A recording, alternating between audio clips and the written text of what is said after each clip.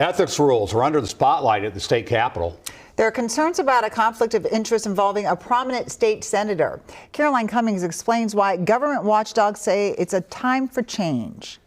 On that motion, all in favor say aye. At the Capitol, tensions are rising over what lawmakers should and shouldn't share about their work outside the building after DFL Senate President Bobby Joe Champion brought forward legislation sending grant funding to a local nonprofit run by a former legal client and didn't disclose it. Senate Republicans have since filed an ethics complaint against him.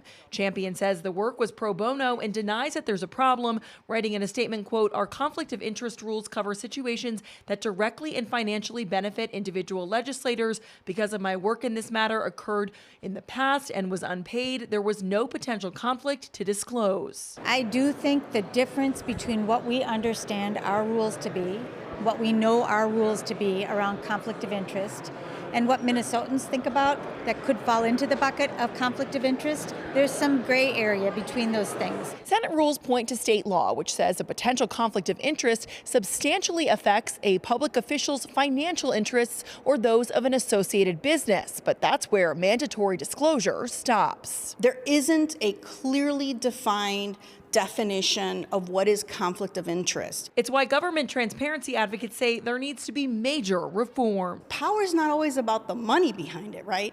Power is the individuals, the titles, the relationships. We don't have anything in our current laws that address that kind of dynamic. So we find that to be a major issue. At the Capitol, Caroline Cummings, WCCO News.